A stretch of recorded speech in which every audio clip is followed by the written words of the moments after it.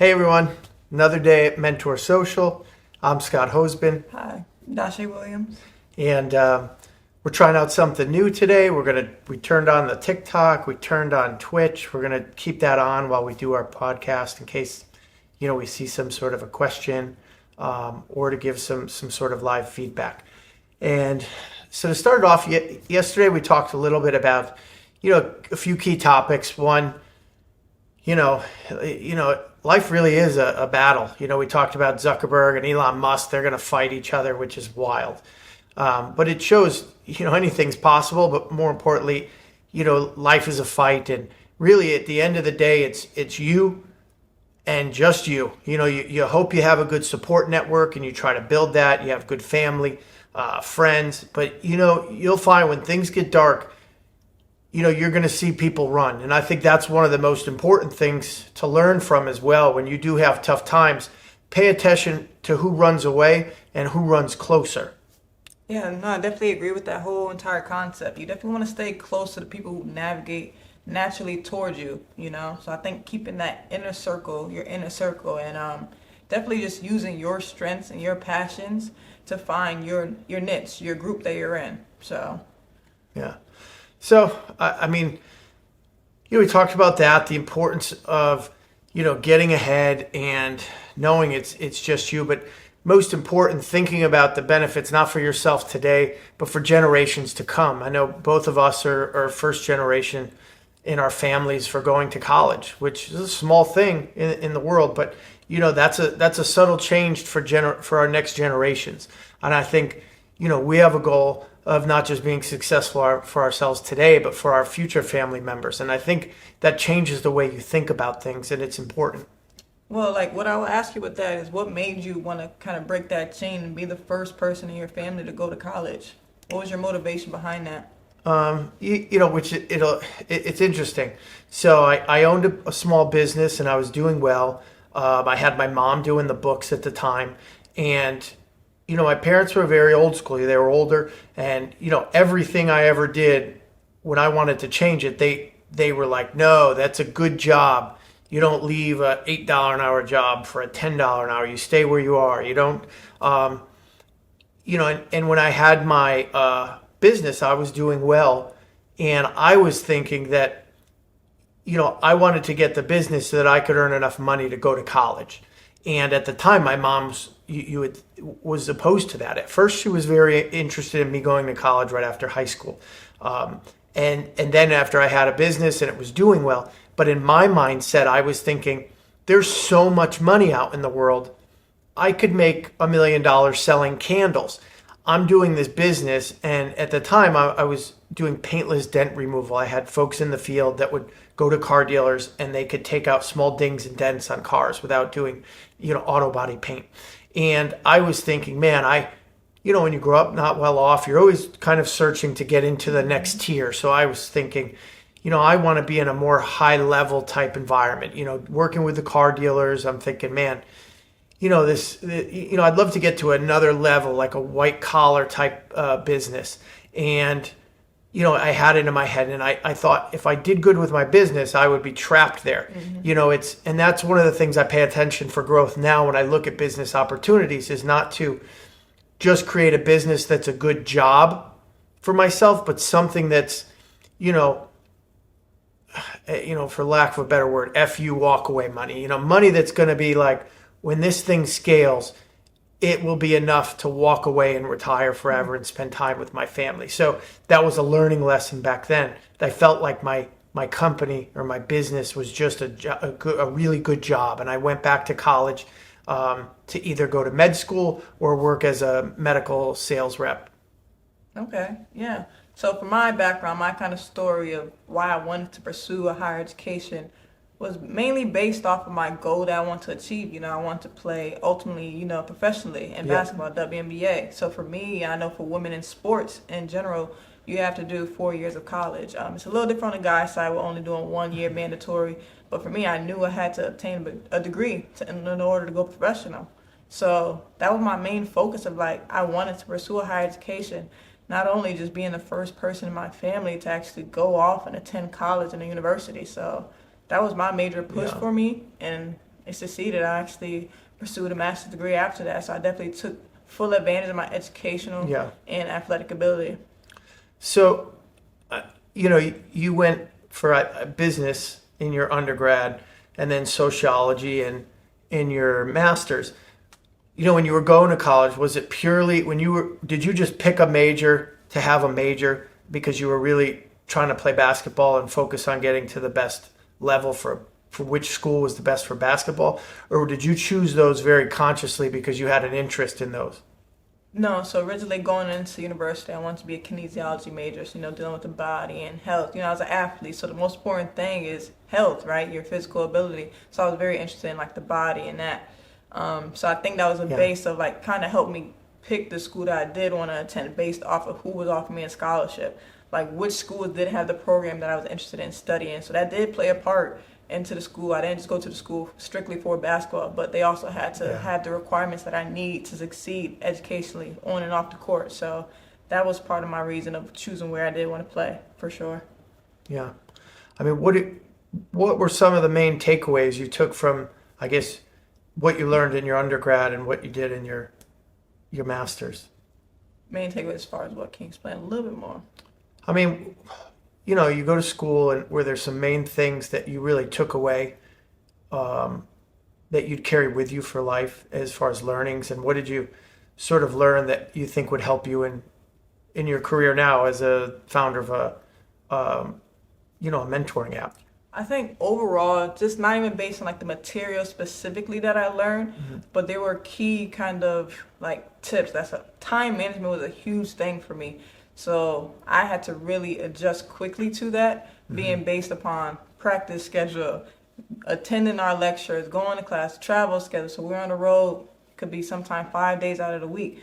So for me, it was really kind of adjusting, you have to complete your same assignments. You're not on a special assignment where you can hand it in a week later. I'm on the same time that everyone else is on. So it was really for me, which I think helps me now, it's setting that schedule and being productive, Yeah. Time management is really key in a lot of things. It could go a lot of different areas. So I think that would be the major takeaway for me personally. How about you? Yes, it's interesting. And, when I first went to college, I went, my 18th birthday, my mom, she gives me a birthday cake and says, everyone sings happy birthday. And then they say, okay, you're an adult now. You owe either $400 a month rent if you're going to live here, or we can't afford to pay for college, but you could live here for free if you pay for your own college. So I originally went to a community college with really no other intention other than that could have cost me $250 a month. Staying at home without going to college would cost me $400 a month. And I took nothing from that original community college because I didn't have drive towards a goal. And that's where I think it is important for someone, before you embark on that challenge of going to school, make sure you get some idea of your target.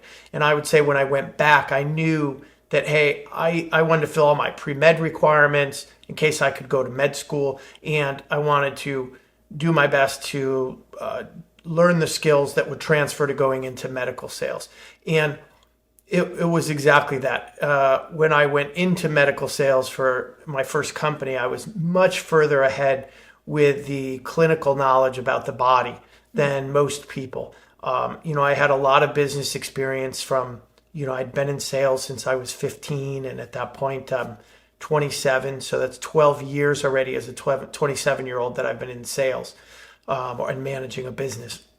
So, I already had that side. And at college, I think it was, as far as the learning part, it was the clinical knowledge about the human body, so that when I would go through corporate training, everything was just absorbing much faster. Mm-hmm. I think to your point, managing my time was something I learned in college as well a bit, and how to focus a bit better. I didn't feel very focused in high school. And to be fair, I wasn't perfect at it in college either. But college was very much, you either figured it out or you fail. No one was going to hold your hand. So, I learned certain skills that I still use today. If I try to go to the front room of I have trouble paying attention. So I'll stay and try to sit in the very first row so that I can see the teacher and nothing else is in front of me. I tried to take some notes as I go. I try to have it be orderly. I try to have, I go out of my way to take classes with professors that speak clearly and I can focus on. Okay. So I know a major thing that we kind of want to touch on today too is like networking. Was there a point in time in your college, you could say your journey, where networking became more important? Absolutely. I think, and both of us, I think if we talk about it, it's good to talk about it in sort of in two buckets. I think one is in person, which was really the only possibility when I was younger. And then now it's become much more of a virtual networking place. So as a younger adult, I mean, I was, I think 16, and I was going to like a political town committee, and that got me around some older adults that were working on bigger projects. And I think that was very fruitful for me, just to be around adults at a young age and have professional experience hearing about policy decisions that they were talking about and seeing how government worked and how you can make a difference. I mean, how about you? How were some of the ways, I guess, throughout your basketball journey that you found in person to meet people to help get ahead?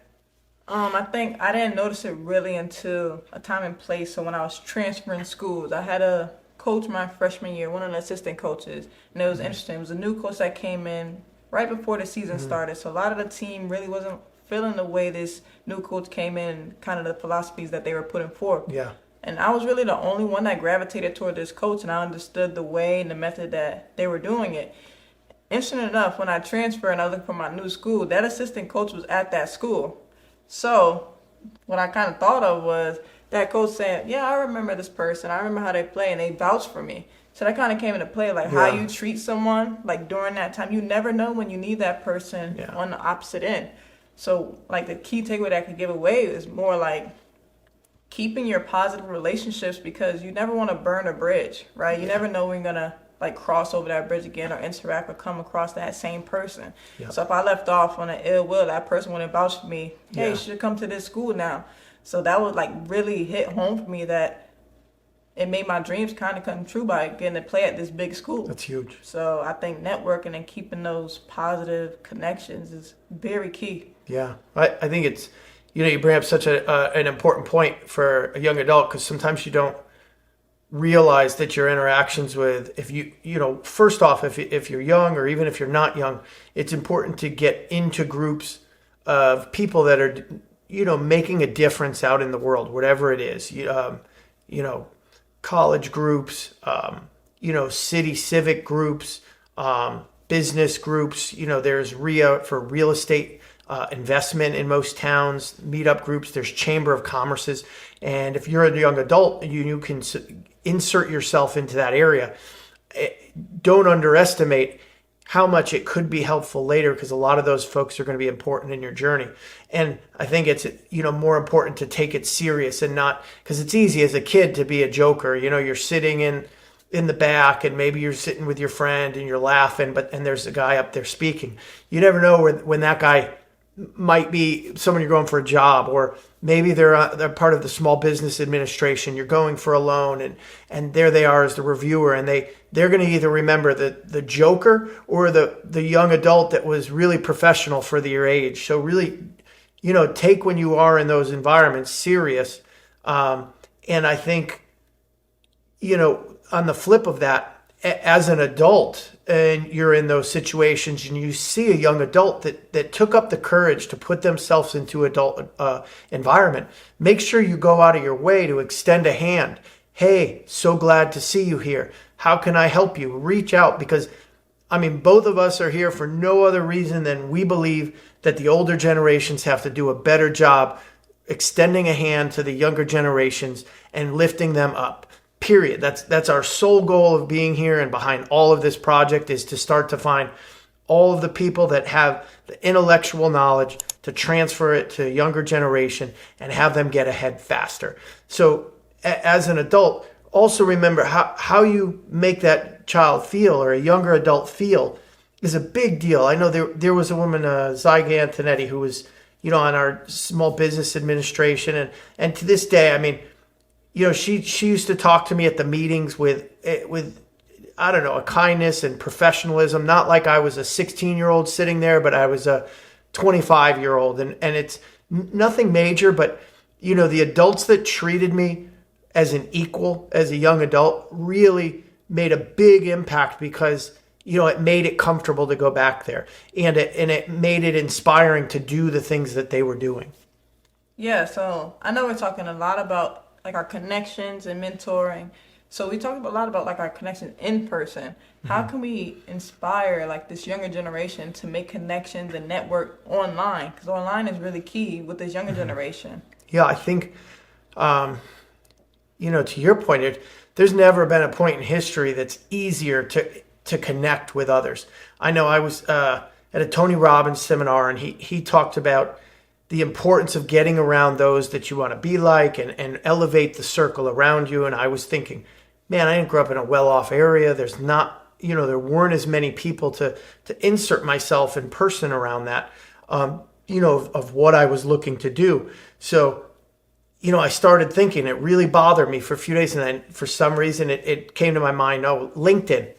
I should go on LinkedIn and I can start reaching out to some folks there that are in the virtual world and, just try to make a connection. And it may sound silly, the first connection I'm typing in, Elon Musk. I'm like, I might as well start at the top and work down. I type in Elon Musk. Well, he wasn't there. And, but then I saw someone, that was a friend of his and was running one of the companies and reached out and they connected. And man, that was so motivating. And I said, oh, all right. So I started working until, at this point, it's probably 30,000 of the most influential people in real life around the globe in the verticals of my interest are connected to me on LinkedIn. So I think it's really important because we're in a time, to me, these folks, I like to play sports, but I don't watch a lot of sports. The only thing I've ever watched is UFC because I did MMA. So to me, but in a basketball, I guess, analogy, this is like getting to call LeBron James or getting to network with LeBron James and Michael Jordan, and they're responding to you. These people are the LeBron James and Michael Jordans of the business world, but because they're not famous on TV, very often you'd be surprised they welcome your connection. And over time, you say happy birthday. Hey, great cap. A lot of these folks, they'll do capital raises. They'll raise money for their company to grow it. And you'll say, hey, congratulations on raising $100 million. You're not asking for anything. And I think that's an important piece is one to, find the people that are most influential that you want to be like someday and work with. Because you're building your team in that virtual network, and then you're also seeing their information. So my feed is such a high level compared to someone else's generally, because all the folks there are just relaying top information from around the globe. So I think it's shoot for top level people, and then offer value. If there's a number of times I'll know one person who's doing something that might benefit another, and I'll connect them. And I want nothing out of it. It's just purely to connect them and provide value, so that the more times you provide value, you're building your value to what I call the innovation economy out in the world. And the more you can be a part of that, your network grows, and so does your own personal value. No, that's awesome.